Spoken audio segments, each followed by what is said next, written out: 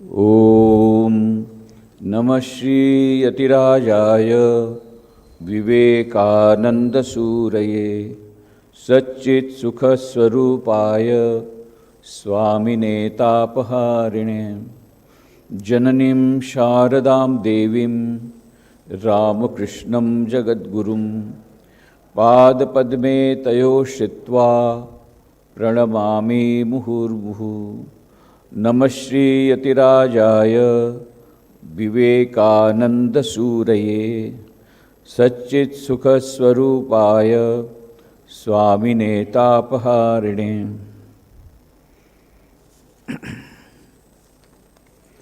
मंच पर उपस्थित अपना माननीय अतिथिश्री सौराष्ट्र यूनिवर्सिटीना माननीय vice chancellor doctor Utpal Joshi साहेब,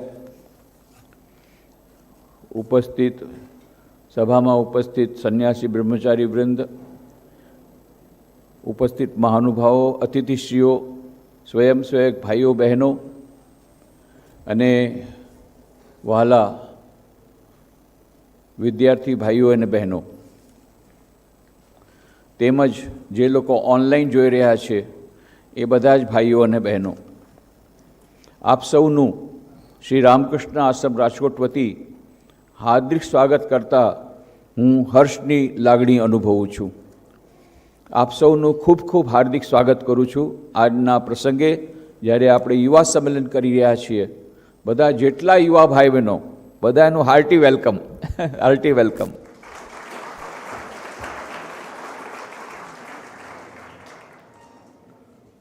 આપણે ખૂબ જ આનંદનો વિષય છે કે આજે આપણને બે સરસ વક્તાઓ મળ્યા છે। સૌરાષ્ટ્ર યુનિવર્સિટીના vice chancellor doctor Utpal Joshiji, આની પહેલાં બે વાર આપણે પ્રયત્ન કર્યો હતો પણ તેઓ નહોતા આવી શક્યા। હવે આપણને આનંદ છે કે આ વખતે તેઓ ખરેખર આવી ગયા છે અને ખરેખર બેઠા છે।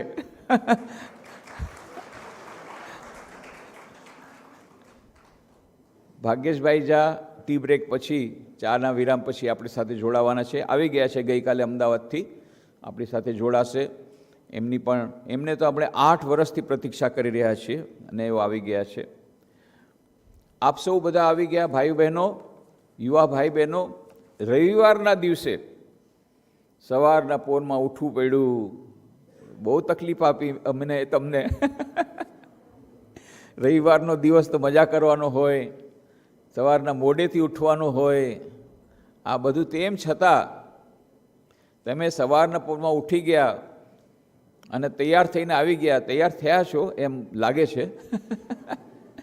કેટલાક કદાચ હશે એકાદ બે એવા નવીરા તૈયાર થયા વગર આવ્યા હશે, પણ મોટા ભાગના આવી ગયા। કેટલાક લોકો આવી રહ્યા છે, લેટ કમર્સ પણ છે થોડા।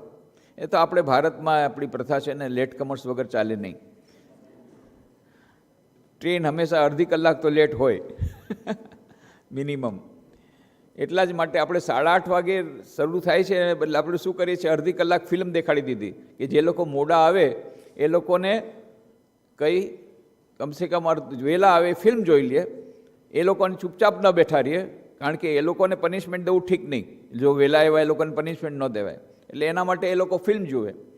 અને જેટલા મોડા આવે એ લોકોનો કાર્યક્રમમાં એ લોકોને એવું ન થાય કે અમે મોડા પડ્યા, પણ તેમ છતાં આ ફિલ્મ પૂરી થઈ ગઈ છતાં નથી આવ્યા, એમાં મારે કરવું શું? મેં અડધી કલાક રાહ જોઈ, 8:30 થી 9, એટલે મેં કીધું ના, હવે આપણે આમ રાહ જોતા જશું તો 12:30 વાગશે, જવાનો ટાઈમ થઈ જશે। તો જે આવ્યા આવી ગયા છે, એમાં ઘણા બધા કારણો પણ હોઈ શકે મોડું થવાનું, જે કંઈ હોય, પણ તમે મોટાભાગના લોકો આવી ગયા છો એ ખૂબ જ આનંદની વાત છે। સ્વામી વિવેકાનંદ એ આપણા યુવા વર્ગના આદર્શ છે, અને આ યુવા સંમેલન આપણે શા માટે કર્યું છે, શેનું આયોજન છે? તો આપણે જે બેઠા છીએ એનું નામ છે Vivekananda institute of value education and culture, VIVEC, વિવેક। આ વિવેક એટલે શું? આપણે અહીંયા બેઠા છીએ, ઓડિટોરિયમ છે, ઓડિટોરિયમ આખી એક મોટી એક સંસ્થાનો ભાગ છે, અને આ સંસ્થા રામકૃષ્ણ આશ્રમ રાજકોટના અંતર્ગત છે। તો રામકૃષ્ણ આશ્રમ રાજકોટના અંતર્ગત ઘણી બધી સેવા પ્રવૃત્તિઓ છે. એ તમારે આજે બની શકે તો આજે જ જોઈ લ્યો, નહીં તો પછી પાછળથી જોજો. વિવેકાનંદ બુક વર્લ્ડ જોવા જેવું છે, જે તમે બપોરનો પ્રસાદ લીધા પછી જોઈ શકો છો. અને પબ્લિક લાઇબ્રેરી છે, એમાં 35,000 પુસ્તકો છે, જેનું ઉદ્ઘાટન ડૉક્ટર રાધાકૃષ્ણને કર્યું હતું 1955માં. આશ્રમની શરૂઆત થઈ હતી 1927માં, અને આપણે 2 વર્ષ પછી બહુ ભવ્ય રીતે રામકૃષ્ણ આશ્રમની શતાબ્દીની ઉજવણી કરવાની છે. એની બધી તૈયારીઓ ચાલી રહી છે. તો અને આખા ગુજરાતમાં સૌથી જૂનામાં જૂનું સેન્ટર છે રાજકોટનું. અને 1994 સુધી આખા ગુજરાતમાં એક જ સેન્ટર હતું, રાજકોટ. હવે આપણે ગુજરાતમાં 7 સેન્ટર થઈ ગયા રામકૃષ્ણ મઠ મિશનના. તો એ રાજકોટનું ગૌરવ છે. રાજકોટના લોકોને માટેને એક બહુ આનંદની વાત છે કે આ સૌથી જૂનામાં જૂનું સેન્ટર, અને 94 સુધી તો એકમાત્ર સેન્ટર હતું, અને હવે શતાબ્દીની ઉજવણી માટે તરફ અગ્રસર થઈ રહ્યું છે. તો એ લાઇબ્રેરીનું ઉદ્ઘાટન 1955માં થયું હતું. દવાખાનું જે છે, હવે પહેલાં ત્યાં કેમ્પસમાં હતું, અહીંયા પાછળમાં છે, વિવેકના પાછળમાં જ, અહીંયા જ આ જ કેમ્પસમાં છે મેડિકલ સેન્ટર. એનું ઉદ્ઘાટન 1960માં ભારતના રાષ્ટ્રપતિ ડૉક્ટર રાજેન્દ્ર પ્રસાદ એ વખતે હતા, એમના હાથે થયું હતું. એ મેડિકલ સેન્ટરમાં બધું છે, સેરિબ્રલ પાલ્સી છે, ફિઝિયોથેરાપી છે, આંખની હોસ્પિટલ છે, રોજ 25-30 ઓપરેશન થાય છે. બીજી ઘણી બધી હોમિયોપેથી, આયુર્વેદિક, એલોપેથી ઘણી બધી સેવાઓ ચાલી રહી છે. રોજ લગભગ 1000 દર્દી નારાયણની સેવા થાય છે. અને એટલા માટે આપણે શા માટે આ બધા કાર્યક્રમો રવિવારના રાખીએ છીએ? કારણ કે રવિવારના દવાખાનું બંધ હોય તો આપણને પાર્કિંગનો સ્પેસ મળે અને બધી જગ્યા મળે. એટલા માટે આપણે મોટાભાગના જેટલા કાર્યક્રમો છે એ આપણે રવિવારના રાખીએ છીએ. તો એ મેડિકલ સેન્ટર પણ જોવા જેવું છે, લાઇબ્રેરી જોવા જેવી છે, વિવેકાનંદ બુક વર્લ્ડ જોવા જેવો છે. આ જ વિવેકમાં ઉપરમાં 5 એક્ઝિબિશન છે, પ્રદર્શનો. એ તમે જો બની શકે તો ચા વિરામ વખતે જોઈ લેજો, અથવા પછી ગમે ત્યારે જોઈ લેજો. જો બની શકે તો આજે જ જોઈ લેજો.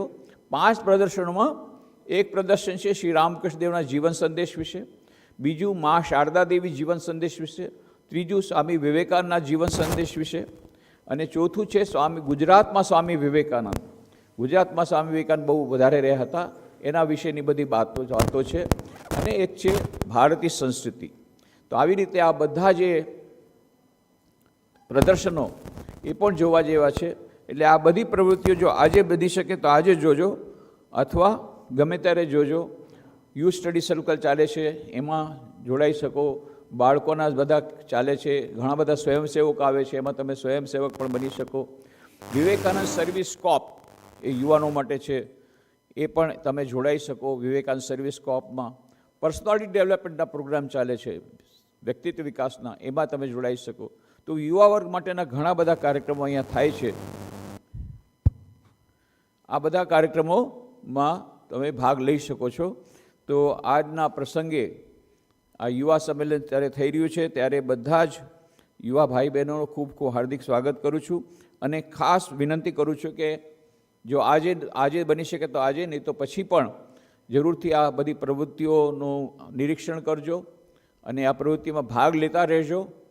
અને સાથે સાથે પુસ્તકો સ્વામી વિવેકાનંદના એ વાંચતા રહેજો. હમણાં જ તમે ફિલ્મ જોઈ જેમાં ફ્રેન્ચ મનીષી રોમા રોલાને નોબેલ પ્રાઇઝ વિનર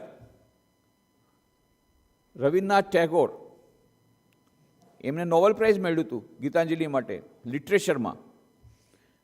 અને ફ્રેન્ચ મનીષી રોમા રોલા, એમને પણ નોબેલ પ્રાઇઝ મળ્યું હતું લિટરેચરમાં. તો એક નોબેલ પ્રાઇઝ વિનર બીજા નોબેલ પ્રાઇઝ વિનરને શું કહે છે, જાણવા જેવું છે. ફ્રેન્ચ મનીષી રોમા રોલાને રવિન્દ્રનાથ ટેગોરે કહ્યું, if you want to know India, study Vivekananda. In him everything is positive, nothing negative. જો તમારે ભારતને પીછાણવું હોય તો સ્વામી વિવેકાનંદના પુસ્તકો વાંચો. એમાં નકારાત્મક કંઈ પણ નથી, બધું હકારાત્મક છે. અને પછી જ્યારે ફ્રેન્ચ મનીષી રોમા રોલાએ આ બધા પુસ્તકો વાંચ્યા ત્યારે એટલા બધા પ્રભાવિત થઈ ગયા કે તેમણે લખ્યું સ્વામી વિવેકાનંદના પુસ્તક વિશે. એમણે સ્વામી વિવેકાનંદનું જીવનચરિત્ર લખ્યું અને રામકૃષ્ણ દેવનું જીવનચરિત્ર લખ્યું ફ્રેન્ચ ભાષામાં. એનો અનુવાદ અંગ્રેજીમાં મળશે તમને વિવેકાનંદ બુક વર્લ્ડમાં. ફ્રેન્ચ ભાષામાં પુસ્તક લખ્યું અને સ્વામી વિવેકાનંદના ગ્રંથો વિશે શું કહે છે? His words are great music, phrases in the style of Beethoven. I cannot touch these sayings of his, scattered as they are through the pages at a 30th distance, without receiving a thrill through my body like an electric shock. કહે છે સ્વામી વિવેકાનંદના પુસ્તકો જ્યારે વાંચું છું, જે 30 વર્ષ પહેલાં લખાયેલા છે, કારણ કે આ પુસ્તક એમણે 1932માં લખ્યું અને જેમ તમે સૌ જાણો છો સ્વામી વિવેકાનંદજીએ 1902માં માત્ર 39 વર્ષની ઉંમરમાં મહાસમાધિ લીધી. એટલે એના 30 વર્ષ પછીની વાત છે. એટલે રોમારોલા કહે છે આજે 30 વર્ષો પછી પણ જ્યારે સ્વામી વિવેકાનંદના પુસ્તકો વાંચું છું તેવો અદ્ભુત રોમાંચ થાય છે, જાણે કે ઇલેક્ટ્રિક શોક લાગે છે. અને એટલા માટે આપણે આપણા અંદર રહેલી જે જડતા છે એ જડતાને જો આપણે દૂર કરવી હોય, આળસને દૂર કરવી હોય, આપણી માનસિક આળસને દૂર કરવી હોય, માત્ર ભૌતિક નહીં, આપણા અંદરની જડતાને અજ્ઞાનને દૂર કરવું હોય તો રોજ રાતના ઇલેક્ટ્રિક શોક લગાડવાનો.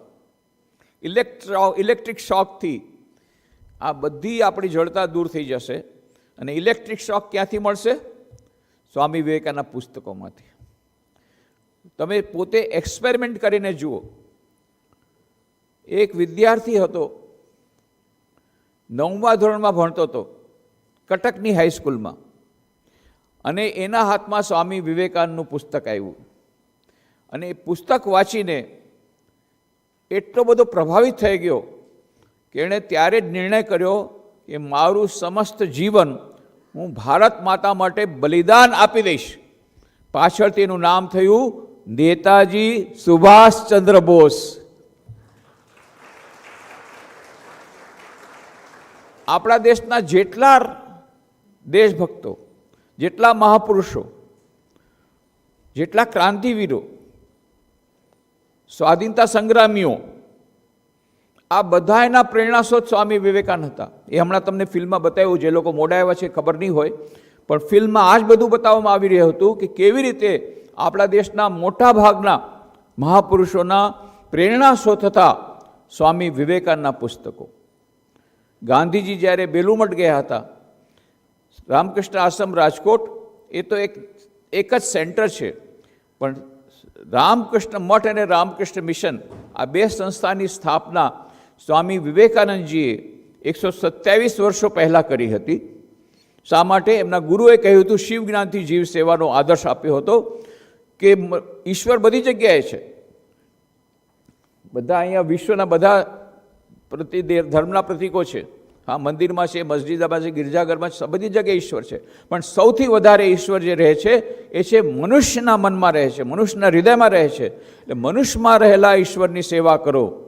એ શિવ જ્ઞાનથી જીવ સેવાનો જે આદર્શ આપ્યો હતો એને મૂર્ત સ્વરૂપ આપવા માટે સ્વામી વિવેકાનંદે રામકૃષ્ણ મિશનની સ્થાપના કરી.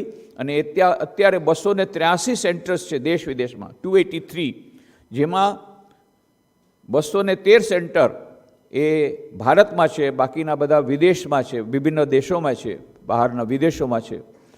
અને એનું હેડક્વાર્ટર જે છે, મુખ્યાલય એ બેલુર મઠ, કલકત્તામાં ગંગા નદીને પાસે બેલુર મઠ. તો એ બેલુર મઠમાં ગાંધીજી ગયા હતા હેડક્વાર્ટરમાં. ત્યાં સ્વામી વિવેકાનંદનો ઓરડો છે એવી જ રીતે રાખવામાં આવ્યો છે જેવી રીતે સ્વામી વિવેકાનંદના સમયમાં હતો. સ્વામી વિવેકાનંદ ત્યાં જ ઓરડામાં રહેતા હતા. એ જ ઓરડામાં 4 જુલાઈ 1902 એમણે મહાસમાધિ લીધી. એમનું ટેબલ, એમની ખુરશી, એમની પાઘડી, એ બધું એમને એમ રાખવામાં આવ્યું છે. તમને એમ લાગે કે સ્વામી વિવેકાનંદ બેઠા છે અત્યારે. ગાંધીજી એ સ્વામી વિવેકાનંદના ઓરડામાં ગયા હતા અને સ્વામી વિવેકાનંદને શ્રદ્ધાંજલિ દેવા આવ્યા હતા. એ તે દિવસે સ્વામી વિવેકાનંદ જન્મતિથિ હતી. ઇંગ્લિશ કેલેન્ડર પ્રમાણે સ્વામી વિવેકાનંદનો જન્મદિવસ આમ તો 12મી જાન્યુઆરી થાય છે, પણ તે દિવસે જે આપણા દેશી કેલેન્ડર પ્રમાણે 30મી જાન્યુઆરીએ સ્વામી વિવેકાનંદની જન્મતિથિ હતી. એ દિવસે ગાંધીજી ગયા હતા. અને ત્યારે બધાએ કહ્યું ગાંધીજીને, ગાંધીજી ભાષણ આપો. ત્યારે ગાંધીજી વાત કરી કે ના, હું અહીંયા ભાષણ આપવા નથી આવ્યો, હું તો આ સ્વામી વિવેકાનંદ જન્મતિથિ પ્રસંગે એમને શ્રદ્ધાંજલિ દેવા આવ્યો છું. પણ અહીંયા જેટલા યુવકો છે એ લોકોની એક જ વાત કહેવા માગું છું કે જ્યારે મહાન સ્થળ પર આવ્યા છો ત્યારે ખાલી હાથે પાછા ફરશો નહીં. અહીંયાની કંઈ અખૂટ પ્રેરણા પોતાના હૃદયમાં લઈને જજો. અને પછી ગાંધીજી કહ્યું, સ્વામી વિવેકાનંદના પુસ્તકોનું વાંચન કરજો. મેં પોતે સ્વામી વિવેકાનંદના પુસ્તકો ઝીણવટપૂર્વક વાંચ્યા છે અને સ્વામી વિવેકાનંદના પુસ્તકો વાંચ્યા બાદ મારામાં જે દેશભક્તિ હતી એ 1000 ગણી વધી ગઈ. કોણ કહે છે? ગાંધીજી પોતે કહે છે. તો જેટલા આપણા દેશભક્તો બધાના પ્રેરણા સ્ત્રોત સ્વામી વિવેકાનંદ હતા. મહાત્મા ગાંધી, નેતાજી સુભાષચંદ્ર બોઝ, ડૉક્ટર રાધાકૃષ્ણન, પંડિત જવાહરલાલ નહેરુ, ચક્રવર્તી રાજગોપાલાચાર્ય, એનું પણ ફૂટો તમે જોયો એમાં ફિલ્મમાં, શ્રી અરવિંદો, નિવેદિતા, સિસ્ટર નિવેદિતા, આ બધાના પ્રેરણા સ્ત્રોત સ્વામી વિવેકાનંદના પુસ્તકો હતા. અને ડૉક્ટર રાધાકૃષ્ણન તો કહે છે, અમે જ્યારે પોતાના મિત્રોને પત્ર લખતા એમાં સ્વામી વિવેકાનંદના પત્રોને ટાંકી દેતા. કેમ? કારણ કે એ વખતે ઇન્ટેલિજન્સ ડિપાર્ટમેન્ટે બ્રિટિશ ગવર્મેન્ટને પત્ર લખ્યો હતો. એ અત્યારે લેટેસ્ટ રિસર્ચ થઈ છે ત્યારે આ પત્ર આપણને મળી રહ્યો છે. અત્યાર સુધી એ પત્રની આપણને ખબર નહોતી. એમાં શું લખ્યું છે? ઇન્ટેલિજન્સ ડિપાર્ટમેન્ટે કહ્યું છે કે અમે જ્યારે ક્રાંતિકારીઓને ઘરમાં જઈએ છીએ દરોડો પાડવા, ત્યારે ક્યારેક બોમ્બ મળે છે, ક્યારેક નથી મળતા, પણ 2 બોમ્બ બધી જગ્યાએ મળે છે. એ કયા? એક ભગવદ્ ગીતાનું પુસ્તક અને બીજું સ્વામી વિવેકાનંદનું પુસ્તક. આ 2 બોમ્બ બધી જગ્યાએ મળે છે. અને એટલા માટે ખાસ કરીને બંગાળીમાં ત્યારે પુસ્તક હતું બંગભંગ આંદોલન 1905ની આ વાત છે. જ્યારે બંગભંગ 1857માં જે વિપ્લવ, પ્રથમ વિપ્લવ થયો એને દબાઈ દેવામાં આવ્યો હતો બ્રિટિશ ગવર્મેન્ટ દ્વારા. પછી 1905માં જે બંગભંગ આંદોલન થયું ત્યારથી આપણા અત્યારના સ્વાધીનતા સંગ્રામના બીજ વાવવામાં આવ્યા. અને એ બંગભંગ આંદોલનથી ત્યારે બ્રિટિશ ગવર્મેન્ટ લાગ્યું હવે આપણે અહીંયા વધારે નહીં રહી શકીએ. એ બંગભંગ આંદોલન 1905માં જે થયું એ વખતની આ વાત છે કે ઇન્ટેલિજન્સ ડિપાર્ટમેન્ટે બ્રિટિશ ગવર્મેન્ટને લખ્યું, ખાસ કરીને આ પત્રાવલી નામનું પુસ્તક છે, સ્વામી વિવેકાનંદના પત્રો બંગાળીમાં. આ પુસ્તક તો બહુ ડેન્જરસ છે, દરેક ક્રાંતિકારીઓ ત્યાં આવે છે. એટલે આ પુસ્તકને બેન કરવામાં આવે, પ્રોસ્ક્રાઇબ કરવામાં આવે, આ બેન કરવામાં આવે, નહીં તો આ ક્રાંતિકારીઓને અમે ખાડી શકશું નહીં. અને એટલા માટે બ્રિટિશ ગવર્મેન્ટે આ સ્વામી વિવેકાનંદના પુસ્તકો પર પ્રતિબંધ લાદવાની તૈયારી કરી હતી. એટલે ડૉક્ટર રાધાકૃષ્ણન કહે છે, અમે જ્યારે પોતાના મિત્રોને પત્ર લખતા એમાં સ્વામી વિવેકાનંદના જે બહુ જ પ્રેરણાદાયી પત્રોને એમાં ટાંકી દેતા, જેથી બ્રિટિશ ગવર્મેન્ટને ખબર ન પડે કે અમે સ્વામી વિવેકાનંદના પુસ્તકો વાંચી રહ્યા છીએ. હવે તમારે કોઈ ચિંતા કરવાની જરૂર નથી. જો તમે સ્વામી વિવેકાનંદના પુસ્તકો વાંચશો તો કોઈ પોલીસ તમને પકડવાનું નથી.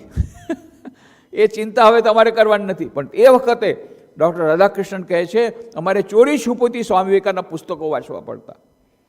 તો આપણા જેટલા મહાપુરુષો થઈ ગયા એના પ્રેરણા સ્ત્રોત સ્વામી વિવેકાનંદના પુસ્તકો છે. અને એ પુસ્તકોમાંથી તમને બધું જે કંઈ અત્યારે છે, તમને અત્યારે આવશ્યક છે, બધું તમને મળશે. અત્યારે યુવાનો માટેની બહુ મોટી 2 મોટી સમસ્યા છે. એક છે આત્મવિશ્વાસનો અભાવ. નાનકડી સમસ્યા આવી, સુસાઇડ. નાનકડું કાંઈ થયું, ડરી જાય છે. નાનકડું થઈ ગયું, કાયર બની જાય છે અને તરત જ સુસાઇડ કરે છે, કાં ટેન્શનમાં આવી જાય છે, નાની નાની વાતમાં ટેન્શનમાં આવી જાય છે. આ બધું શા માટે છે? કારણ કે આત્મવિશ્વાસની કમી છે. એટલે સ્વામી વિવેકાનંદનો સૌથી પહેલો સંદેશો હતો આત્મવિશ્વાસ રાખો. એમણે તો ત્યાં સુધી કહ્યું હતું કે જૂનો ધર્મ કહેતો હતો કે નાસ્તિક કોણ છે? નાસ્તિક કોણ છે? જેને ઈશ્વરમાં વિશ્વાસ નથી. સ્વામી વિવેકાનંદ કહે હું કહું છું નાસ્તિક કોણ છે? જેને પોતાની જાતમાં વિશ્વાસ નથી. પહેલા પોતાની જાતમાં વિશ્વાસ રાખો અને પછી ઈશ્વરમાં વિશ્વાસ રાખો. Have confidence in yourself. Self કોન્ફિડન્સની વાત સ્વામી વિવેકાનંદે કરી હતી. અને એમણે એ પણ કીધું જો તમને આપણા દેશના 33 કરોડ દેવી દેવતાઓ પર શ્રદ્ધા હોય અને પાછળથી તમે બહારથી જેટલા ઇમ્પોર્ટ કરેલા છે એ દેવી દેવતાઓ પર પણ શ્રદ્ધા હોય, પણ જો પોતાની જાતમાં શ્રદ્ધા નથી તો તમે નાસ્તિક છો. પહેલાં પોતાની જાતમાં શ્રદ્ધા રાખો. અને એ જાતમાં શ્રદ્ધા ક્યારે આવશે? જ્યારે તમને ખબર પડશે કે અંદરમાં દિવ્ય આત્મા છે જેની અંદર અનંત શક્તિ રહેલી છે. જે દિવ્ય આત્માની વાત સ્વામી વિવેકાનંદે શિકાગો વિશ્વ ધર્મ સભામાં કરી હતી. હમણાં તમે જોયું શિકાગો વિશ્વ ધર્મમાં સ્વામી વિવેકાનંદે કેવી રીતે ભારતીય સંસ્કૃતિની વાત કરી. શ્વેતાશ્વેત ઉપનિષદનો શ્લોક સંભળાવ્યો, શૃણવંતુ વિશ્વે અમૃતસ્ય પુત્રા આયે ધામાની દિવ્યાની તસ્તુ વેદાહમેતમ પુરુષમ મહાંતમ આદિત્યવર્ણમ તમસ પરસ્તાત તમેવ વિદિત્વાતિ મૃત્યુમેતિ નાન્ય પંથા વિદિતયનાય. મેં પરમ પુરુષને જોઈ લીધા છે, જેને જોયા બાદ બધા દુઃખોમાંથી નિવૃત્તિ થાય છે. અને પછી સ્વામી વિવેકાનંદ કહે, હે અમેરિકાવાસી ભાઈઓ બહેનો, હું પણ તમને આ જ નામથી સંબોધન કરવા માગું છું. શું? અમૃતસ્ય પુત્ર. તમે તો અમૃતના સંતાનો છો, શાશ્વત સુખના ભાગીદાર છો. તમે ભલા પાપી? વેદાંત ક્યારેય પાપનો સ્વીકાર કરતો નથી. વેદાંત તો ભૂલની વાત સ્વીકાર કરે છે. સૌથી મોટી ભૂલ તમે ક્યારે કરો છો? જ્યારે તમે કહો છો કે હું દુર્બળ છું, હું નિર્બળ છું, હું પાપી છું. નહીં નહીં નહીં, તમારા દરેકની અંદર આત્માની દિવ્ય શક્તિ વિરાજમાન છે, અનંત શક્તિ વિરાજમાન છે, પણ એ સૂતેલી છે. એને જાગૃત કરવાની છે. મનુષ્ય જીવનનું લક્ષ્ય છે દિવ્યતાને જાગૃત કરવી. કેવી રીતે? રાજયોગ, ભક્તિયોગ, જ્ઞાનયોગ અને કર્મયોગ, 4 યોગો દ્વારા અંતરની દિવ્યતાને જાગૃત કરો તો આત્મવિશ્વાસ આવશે. અને આ જે નિર્બળતા દૂર થશે, મનની દુર્બળતા થઈ જશે. આજે આપણા જે યુવાનોમાં હતાશા, નિરાશા આવી ગઈ છે, ટેન્શન આવી જાય છે, નાની નાની વાતમાં સુસાઇડ કરી નાખે છે. થોડા દિવસ પહેલાં જ એક કોલેજમાંથી બહેનો આવી હતી, ત્યારે ખબર પડી કે એમાંની એક બહેને થોડા દિવસ પહેલાં સુસાઇડ કરી. નાની નાની વાતમાં સુસાઇડ કરે છે. આ બધું શા માટે છે? કારણ કે પોઝિટિવ થિંકિંગ એ લોકોને મળ્યું નથી. અને આ પોઝિટિવ થિંકિંગ સ્વામી વિવેકાનંદના પુસ્તકોમાંથી મળશે. બીજી એક સમસ્યા છે યુવા વર્ગની, એકાગ્રતા. એકાગ્ર નથી કરી શકતા. પહેલાં તો 3-3 મિનિટના વિડીયો જોતા હતા, હવે 30 સેકન્ડની રીલ. 30 સેકન્ડથી વધારે મન ફોકસ નથી કરી શકતા, ફોકસ કરી જ નથી શકતા આજના યુવાનો. અને એમાં પછી આટલું બધું ભણવાનું ક્યાંથી થાય? અને પાછું આ બધું સોશિયલ મીડિયામાં એટલા રત રહીએ, અને છેવટે પરીક્ષા આવે, હાય શું થશે? હવે હાય કરવાથી શું થયું? આખી જિંદગી, આખું વર્ષ સોશિયલ મીડિયામાં અને ચેટિંગ કરવામાં, ઇન્ટરનેટ ચેટિંગ બંને સાથે ચાલે છે આજકાલ. એ ઇન્ટરનેટ ચેટિંગમાં નાખ્યું, બરાબર, અને પછી ફેસબુક, અને પછી ચેટિંગ અને ઇન્સ્ટા. બસ છેવટે પરીક્ષામાં હાય શું થશે? ચલો ઝેર પી લ્યો, મરી જાઓ, પ્રોબ્લેમ સોલ્વ. અરે પ્રોબ્લેમ સોલ્વ નહીં, પ્રોબ્લેમ સ્ટાર્ટ થયો. હવે ભૂત પ્રેત યોનીમાં જવું પડશે, હજી વધારે દુઃખ દેવું પડશે, અને પાછો પ્રેત યોનીમાંથી જળ યોનીમાં જવું પડશે, અને ફરી પાછા તમે મનુષ્ય મુનિ મળશે, એ જ પરીક્ષા પાછી દેવી પડશે. માટે અત્યારે જ દઈ દો બાપા, એમાંથી છુટકારો નહીં થાય.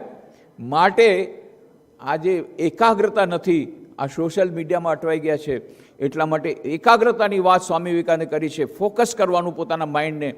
Do one thing at a time. જ્યારે તમે કરો ત્યારે એમાં પૂર્ણ પોતાને મને નિયત કરવાનો. સ્વામી વિવેકાનંદની કેવી અદ્ભુત એકાગ્રતા હતી, કેટલી અદ્ભુત એકાગ્રતા. સ્વામી વિવેકાનંદ પોતાના ઓરડામાં બેઠા હતા અને પુસ્તક વાંચી રહ્યા હતા, જે એન્સાયક્લોપીડિયા બ્રિટાનિકા, અંગ્રેજીમાં વિશ્વકોશ, આવડા જાડા ગ્રંથો. ત્યારે એમના શિષ્ય આવ્યા સર ચક્રવર્તી. દાદા સ્વામીજી આટલા બધા પુસ્તકો વાંચતા તો આખી જિંદગી નીકળી જશે. સ્વામીજી કે શું વાત કરે છે? આ થોડા દિવસો પહેલાં પુસ્તકો આવ્યા છે, 10 ખંડ મેં વાંચી લીધા, 11મો ખંડ વાંચું છું. હે, આટલા દિવસમાં 10 ખંડ વાંચી લીધા?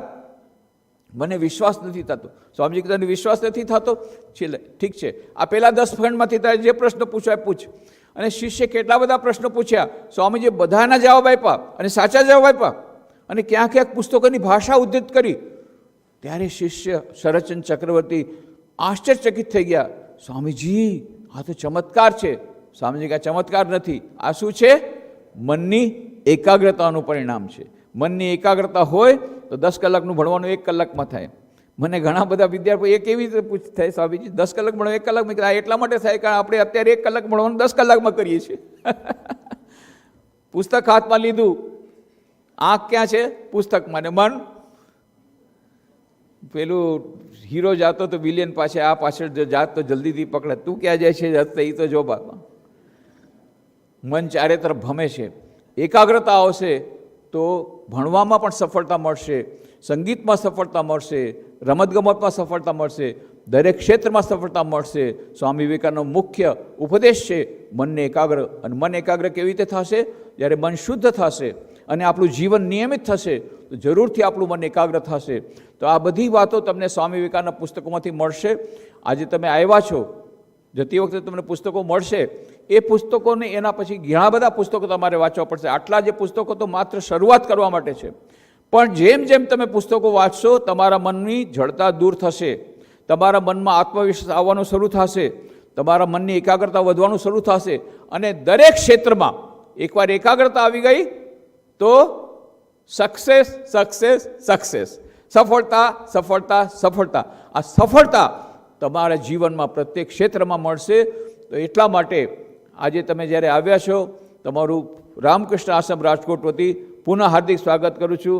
ડૉક્ટર ઉત્પલભાઈ જોશીનું પણ ખૂબ હાર્દિક સ્વાગત કરી મારી વાણીને વિરામ આપું છું. ધન્યવાદ.